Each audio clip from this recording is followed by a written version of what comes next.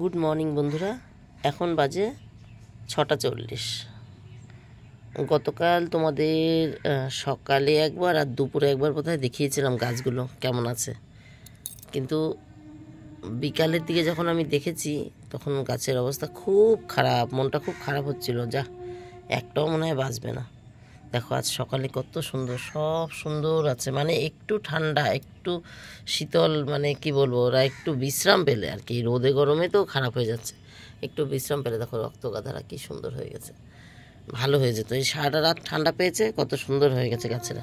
এদের দিকে তাকানো যাচ্ছিল না, এই যে ক্যালেন্ডারলা দুটো একদম ঝিমিয়ে গেছিলো, আর গ্যাজেনিয়া এই চারটে যে একেবারে বাজে অবস্থা ছিল।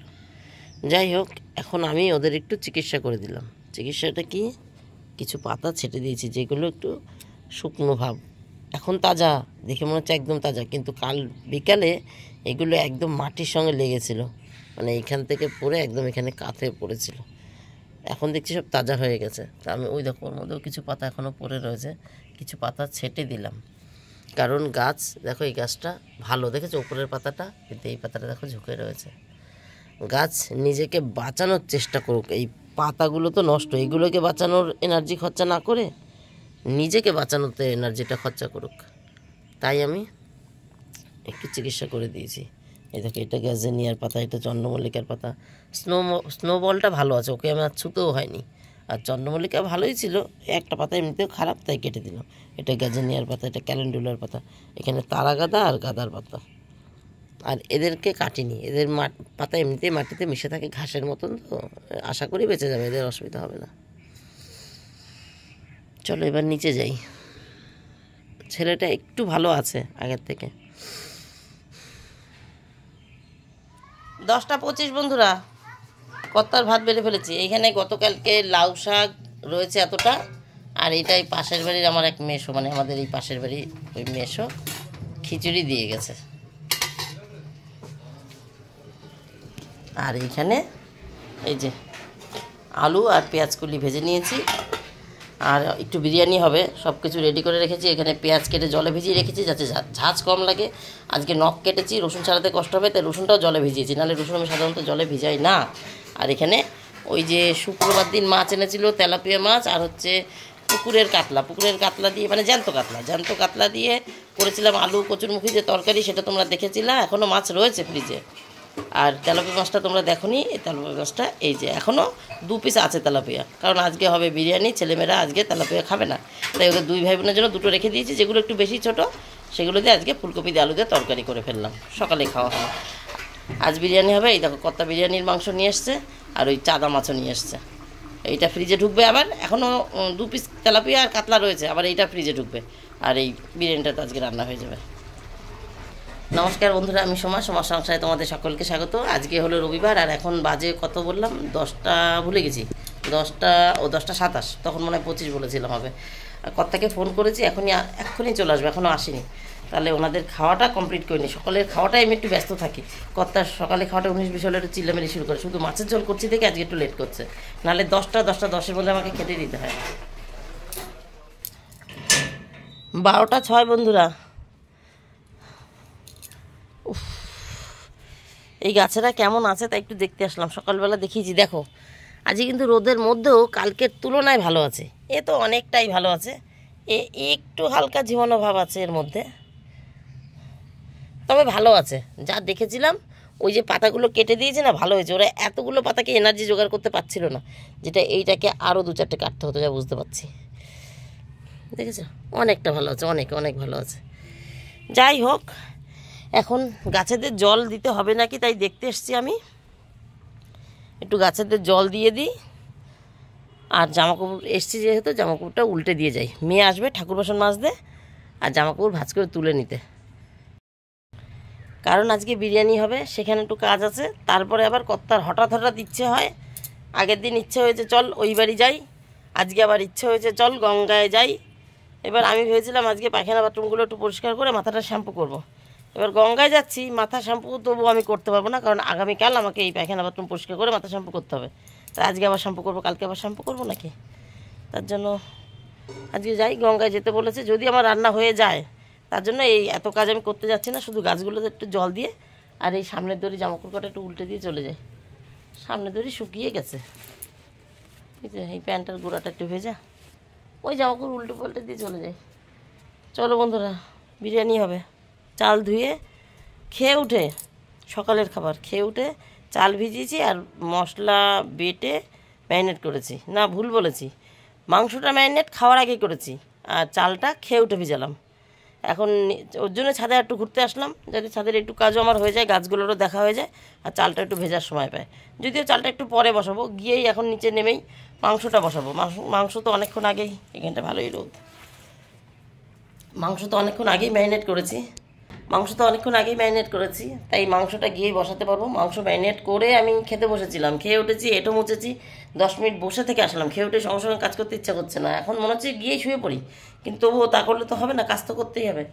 তা যাই হোক, তাই মাংসটা এখনই গিয়ে বসাতে পারবো, কিন্তু ভাতটা একটু পরে বসানোর দরকার। ওই মাংস কষানো পুরো হয়ে যাবে, তারপরে ভাত বসাচ্ছি।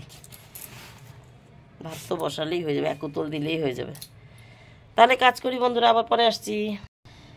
গাছে জল দেওয়া হয়ে গেছে বন্ধুরা, এদের হালকা সামান্য একটু ছিটিয়ে দিয়েছি, জল দেওয়া হয়ে গেছে। আর জামা কাপড় উল্টে পাল্টে দিয়েছি, যেগুলো একটু ভেজা ভেজা আছে সেগুলো এখানে রেখেছি, কারণ মেয়ে এক্ষুনি আসবে, তুলে নিয়ে যাবে।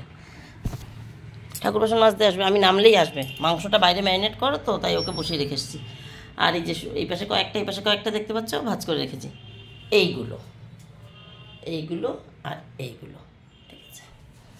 চলো এবার নামি। 1:31 বন্ধুরা, এই দেখো বিরিয়ানি কষাচ্ছি। আমি কিন্তু ঝোল দিইনি, একটু ঢেকে ঢেকে রান্না করেছি না, এই ঝোলটা বেরিয়েছে। এই ঝোলেই সেদ্ধ হয়ে যাবে। অনেকটা কষানোর পর আলু দিয়েছি, আলু আমি ভাজি না, কাঁচাই দিয়ে দিই, ওতেই সেদ্ধ বাহা হয়ে যায়। আর হ্যাঁ, সত্যিই তাই, আমি মাংস তো তাই কাঁচাই ছেড়ে দিই।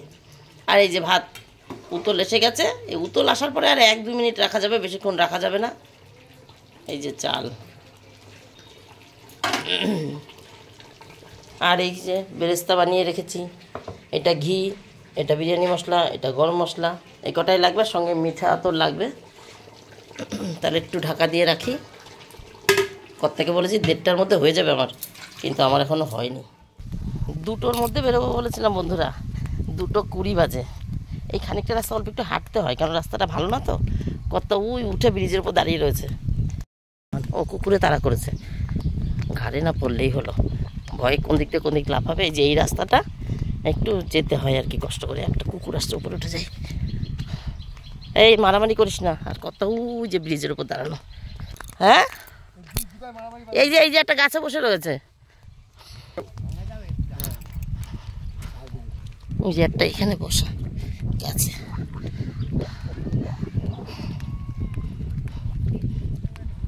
ডাক পাখি,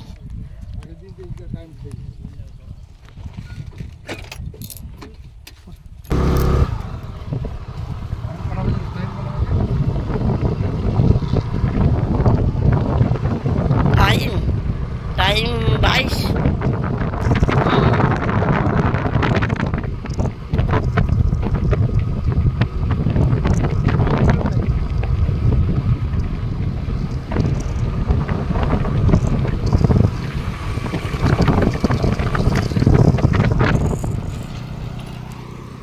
চলে এসছি আমরা গঙ্গায়। এই 10-12 মিনিট লাগে। কটা বলে তো 29 হয়েছে। আমি তখন কত বললাম, 22। তখন বললাম 22, হয়তো তার 3-4 মিনিট আগে বেরিয়েছি, আর এখন 29, এই আর কি। চলো যাই তাহলে, এবার চানটা করে নিই, ফোনটা ব্যাগে থাকবে, স্নানটা সেরে নেবো। আজকে জল নেবো না, জল আছে, ওনার ইচ্ছা হয়েছে তাই একটু আসলাম চান করতে। মেয়ে আজকে পুজো দিয়ে দেবে, গিয়েই খেতে দিতে পারবো। হ্যাঁ, ওখানে যে প্রণামী বাক্স আছে, তাই তো বললাম, ওখান থেকেই দিয়ে দেবো।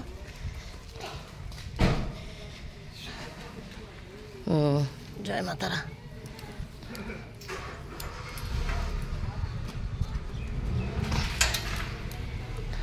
এই যে চলো মাকে প্রণাম করে